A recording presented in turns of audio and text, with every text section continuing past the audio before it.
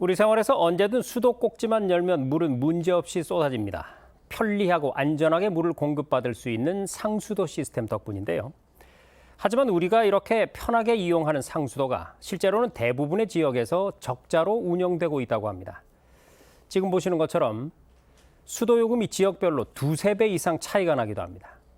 규모의 경제를 따르는 상수도 사업의 특성상 수도 요금 격차의 양상에 인구에 따른 지역 격차 양상이 그대로 반영되기 때문인데요. 환경부 상수도 통계를 보면 요금 현실화율은 군 지역에서 41.2%에 그치고 있습니다. 그러니까 물을 생산하는 비용의 절반도 회수하지 못하고 있다는 뜻인데요. 주민들이 상대적으로 높은 수도 이용료를 내고 있는데도 인구가 적은 지자체의 상수도 사업의 비용은 높고 수익은 적다 보니까 수도 사업 운영의 지속 가능성 자체가 위협받는 상황으로 이어질 수도 있습니다. 인구 감소 시대를 맞아서 상수도 등 각종 기반 시설의 효율적인 운영을 위한 정책 전환이 요구되는 시점인 만큼 앞으로의 정책적 개선 과제는 무엇일지 전문가와 함께 짚어보겠습니다.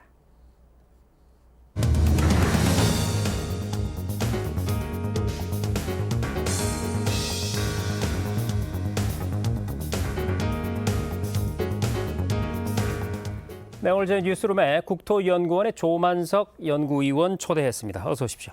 안녕하십니까. 네. 자, 본격적인 얘기 들어가기에 앞서서 언뜻 생각해 보면 이 인구 감소 시대와 상수도가 무슨 연관성이 있나 싶기도 하거든요. 이번에 연구하신 그 배경과 목적을 좀 설명해 주시죠. 예, 아까 그 도입 때 말씀해 주신 대로 그 우리가 편하게 먹는 상수도라는 게 대부분의 지역에서 적자 운영되고 있다는 사실을 모르는 분들이 많습니다. 네. 그리고 또 이제 군 지역, 그러니까 대도시나 시가 아닌 군 지역에서는 더더욱 그게 심각한데요. 아까 그 그래프에서 나왔던 요금 현실화율 이야기를 해보면 요금 현실화율이라는 것은 같은 물을 생산하는 비용 대비 요금을 얼마나 이제 회수를 하고 있는가 이거를 나타내는 원가 회수율 지표입니다. 그래서 지금 대부분의 지자체에서 평균적으로 물을 1톤을 생산할 때 만약 100원의 비용을 쓰고 있다고 하면 그중에 한 80원 정도만 요금으로 회수하고 있는 상황인데 군에서는 절반도 안 되는 40원대밖에 회수하지 못하고 있어서 네. 인구 감소 시대에 군 지역이 점점 더 이제 인구가 줄어들고 요금의 어떤 이제 회수하는 요금의 양도 줄어들고 있는데 이럴 때 과연 요금을 이렇게 회수를 못하고 상수도가 적자 운영되는 현실에서 이제 앞으로도 계속 지속 가능 운영을 할 것인가 이것이 연구의 출발점이었고요. 우리가 앞으로도 물을 계속 이용을 해야 할 텐데 이제 미래에도 지속 가능하게 그리고 아무리 적은 인구가 사는 지역에서도 이제 편하게 상수도를 이용할 수 있을 것인가 이런 차원에서 연구를 시작했다고 말씀드리겠습니다. 네, 우리가 좀 간과하기 쉬운 그런 현실을 주의 깊게 지금 연구를 하신 건데 말씀을 들어보니까 이 상수도 사업 여건이 지역에 따라서 어떻게 다르게 나타나는가 이게 궁금해지는데요. 예. 지방 상수도 실태 분석을 해보셨죠. 결과 어떻게 나왔습니까? 예, 상수도 사업 여건은 방금 전에 말씀드린 대로 대도시에서는 그나마 조금 나은 편에 있습니다. 하지만 이제 인구 소멸 위기에 있는 군 지역에서 굉장히 심각한 상황입니다. 앞서 말씀드렸듯이 군 지역에서는 원가 그 회수율이 요금 현실화율이 41.2%에 그치고 있고요. 그리고 이제 요금은 특광역시는 640원대 지금 톤당 640원대인데 군 지역은 이제 900원대. 그래서 1.5배 차이가 나고 있는데 이제 깊이 들어가면은 이제 예를 들면 수도권에 있는 경기 성남시 같은 경우에는 톤당 330원 정도입니다. 네. 그런데 충북 단양구는 약 1,590원. 굉장한 차이가 굉장한 차이가 네. 납니다. 예, 그래서 5배 정도 차이가 납니다. 그래서 사실 요금을 너무 낮게 받는 것도 수도 사업이 건전하지 않은 의미일 수도 있고 또 너무 높게 받으면 지역 주민들이 지나치게 높은 요금으로 다른 그렇죠. 지역에 비해서 물을 이용하고 있기 때문에 이런 격차도 큰 문제다. 이런 것들을 주요 결과로 말씀드릴 수 있겠습니다. 네. 참 들어보니까 지역별로 생각했던 것 이상으로 편차가 큰데요. 지역 간의 상수도 여건이 이렇게나 차이가 나는 이유는 어디에 있을까요? 예, 이제 기본적으로 이제 요금 차이를 말씀드렸지만 사실은 그 전에 비용에서부터 차이가 많이 납니다. 네. 왜냐하면 이제 대도시와 이제 군이 있다고 쳤을 때 대도시까지 이제 취수를 해서 관을 통해서 정수장으로 가고 정수장에서 다시 이제 집으로 가고 이런 계통을 똑같이 이제 설치를 해야 하는데요.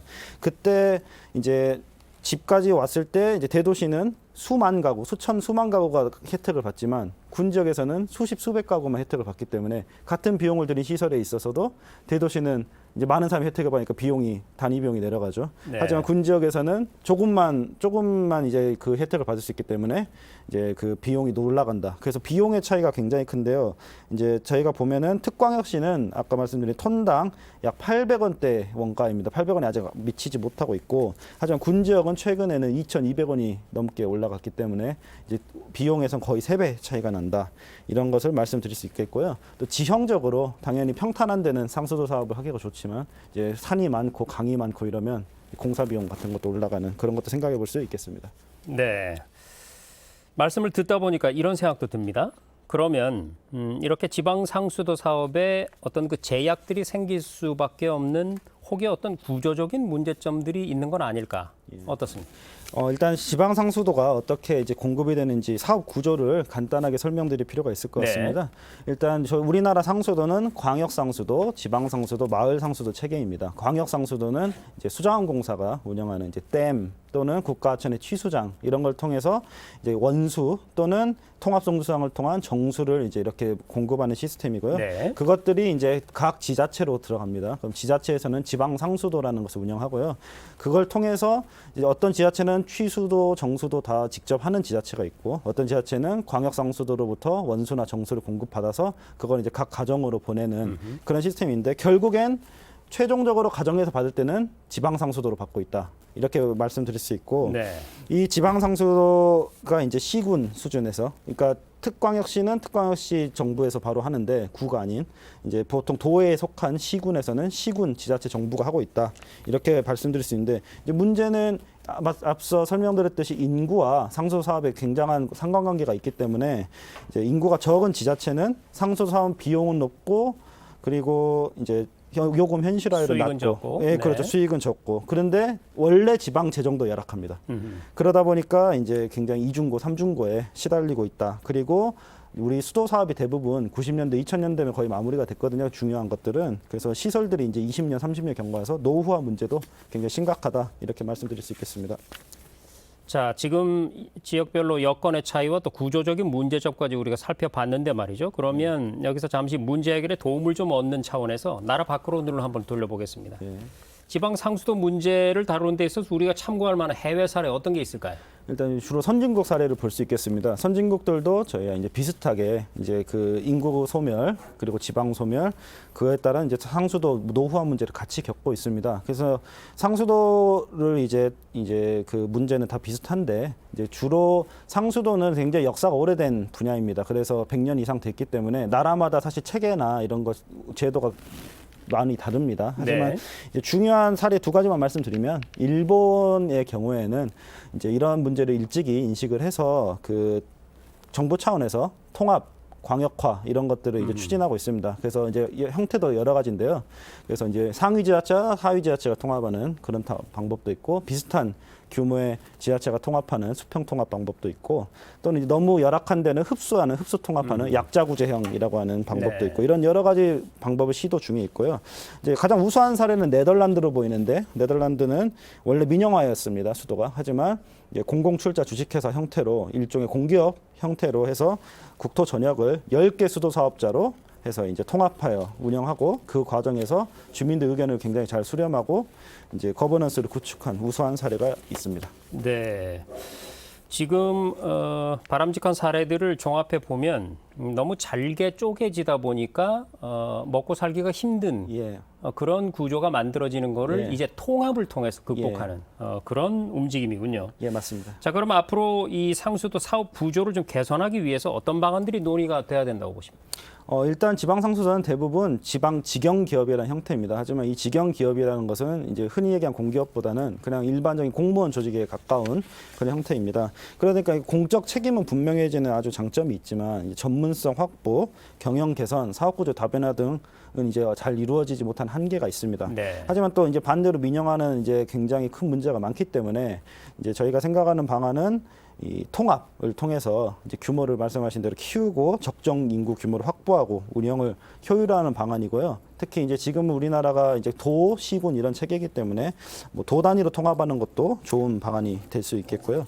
그리고 이제 여러 가지 뭐 여러 시군이 모여서 조합 같은 걸 형성하는 방법도 있습니다. 하지만 이제 이런 사업 구조가 아직은 본격적으로 시도되지 않고 이제 일부 지자체에서 조금씩 움직이고 있는 상황이고요. 네. 이에 대한 법적, 제도적 근거가 미비하기 때문에 이런 것이 개선이 필요한 상황입니다. 네, 앞으로 이 부분에 좀 손을 댈 때가 되면 우리 연구원님 같은 분께서 일본이나 네덜란드 좀 전에 그런 사례들을 네. 좀 더 집중적으로 연구를 하고 예. 그걸 우리의 사정에 맞게 변환시키는 건 또 어떤 것들이 있나 이런 부분들을 좀 정책 담당자들에게 예. 연구 결과를 소개를 좀 해주시면 도움이 많이 되겠네요. 예. 자, 박사님 연구 자료를 보면은요, 이 지방 상수도 사업과 관련해서 국가, 지자체, 국민 이렇게 각 주체의 역할과 방식, 방향 여기에 대해서 언급을 해주셨거든요. 이 부분도 간략히 한번 설명해 주시죠. 예, 일단 그 유엔에서 저희가 물 기본권이라는 걸 해석한 자료가 있습니다. 네. 이것은 모든 사람이 매일 평균 20리터의 정수를 마시고 사용할 권리라고 되어 있고요. 또 저희가 2018년에 우리나라는 물관리 기본법을 제정하면서 제4조에 누구든지 사용 목적에 적합한 수질의 물을 안정적으로 공급받아 이용할 수 있어야 한다 이렇게 명시를 하였습니다. 네. 즉 국가의 이제 정수 공급의 책무 는 이제 있다 이렇게 볼 수 있는 상황이고요. 특히 이제 국가도 중앙 정부고 이제 지자체는 지방 정부지 않습니까? 그래서 모든 이제 정부는 일정 품질 이상의 이제 정수를 공급해야 하는데 이때 지자체는 이 동시에 수도 사업을 효율화하는 부담이 있기 때문에 열악한 지자체는 국가가 더 책임을 져야 된다 이렇게 제가 연구에서 말씀을 드렸고요. 또 국민은 수도법에 이러한 이제 상수도 운영을 위해 국가 시책에 협력하고 물을 절약할 의무를 갖게 됩니다. 그래서 이제 지금은 국가가 이제 보급 사업을 아까 말씀드린 2000년대 거의 중요한 사업은 끝냈기 때문에 네. 주로 지금은 거시 정책, 뭐 국가 계획이나 또는 노후 시설 교체 위주로 지금 요즘은 사업을 진행하고 있습니다. 그런데 이제 기초자체는 수도 보급도 해야 되고 재정 건전화도 해야 하고 품질도 챙겨야 하고 이렇게 전문성과 예산까지 모두 필요한 상황입니다. 그렇기 때문에 이제 지금 그리고 동시에 광역지자체인 도에는 지금 수도법상 큰 역할이 없습니다. 그래서 광역지자체인 도에도 권역통합 추진하고 전문성 확보를 위한 역할을 부여하는 것이 필요하고 국가도 지자체의 수도사업 통합을 장려하기 위해서 이제 단순 시설 교체 사업보다는 적극적으로 이런 통합을 장려하는 예산 사업을 개발하고 제도적 지원하는 것이 필요하다. 그래서 맞춤형 수도 사업이 이루어질 수 있도록 통합이 이루어질 수 있도록 하는 게 필요하다 이렇게 생각이 듭니다. 네. 자, 이제 마지막 질문 드려야 될 것 같습니다. 과거에 제가 어릴 때 뉴스를 보다 보면은요, 뉴스 앵커가 이런 얘기를 자주 했습니다. 물을 아껴 쓰자는 차원에서 예. 이러다가는 물이 석유보다 비싼 시대가 올지도 모르니까 우리 조심해야겠습니다. 예. 이미 그런 시대가 왔죠. 지금 생수 가격이 석유보다 훨씬 비싸거든요. 예, 맞습니다. 다행히 아직도 물은 공공재이고 예. 그래서 물 공급을 위한 상수도 서비스도 공공성을 지니고 지금 진행이 되고 있습니다. 예. 그래서 어느 지역이든 사실 이 공공사업 같은 경우는 혜택을 충분히 또 고르게 누리는 게 중요하지 않겠습니까? 예, 맞습니다. 앞으로의 정책적 방안 마무리 말씀으로 좀 부탁드립니다. 예, 그 물은 말씀하신 대로 공공재라고 합니다. 그래서 저희가 더 모두가 공평하게 누려야 되는 어떤 그런 재화이고요. 또 동시에 이 지역의 정주 여건에서는 없어서는 안 될 핵심 인프라입니다. 그래서 인프라로서 물을 바라보면 효율적이고 경제적이고 이제 재정적으로 지속 가능하게 운영하는 게 핵심입니다. 그리고 이제 동시에 공공재로서 바라보면 어디에 살든 어느 세대건 간에 공평하고 평등하게 물을 이용하는 것이 필요합니다. 네. 그래서 앞서 말한 걸 효율성이라고 할 수 있고요. 뒤에 말씀드린 거를 형평성이라고 할 수 있습니다. 우리가 이제 이 두 가지가 상충된다고 보통 바라볼 수 있는데 저는 이것을 이제 균형적으로 바라보는 것이 필요한 네. 상황이다 이렇게 말씀을 드릴 수 있겠고요. 아까 말씀드렸듯이 이제 권역별 통합이 이제 주요 대안으로 이제 나오고 있고 이제 그렇게 추진해야 할 텐데. 이럴 때 사실은 사업 구조 변화라는 것이 이제 그 조직의 변화도 있고 예산의 변화도 있지만 이제 지역 주민들도 이제 다 동의를 해야 되고 갈등이 없어야 되는 상황이거든요. 그래서 이제 국가 그 관련 부처인 이제 환경부와 행정안전부가 이걸 담당하고 있는데 서조 사업 통합을 위한 거버넌스 개발 그리고 이제 예산 지원 방안 또 주민 참여 방안 등을 이제 개발을 해야 할 것이고 이를 통해서 이제 수도 사업이 어느 지역에 살든 누구가 살든 굉장히 우리가 공평하게 차별받지 않게 이용할 수 있고 이제 누릴 수 있도록 그렇게 이제 정책을 개발해 나갈 것이다 이렇게 생각합니다. 네, 잘 알겠습니다. 상수도 사업의 효율성과 형평성 두 마리 토끼를 다 잡는 그런 방안을 기대해 보겠습니다. 지금까지 국토연구원의 조만석 연구위원이었습니다. 오늘 말씀 고맙습니다. 네, 감사합니다.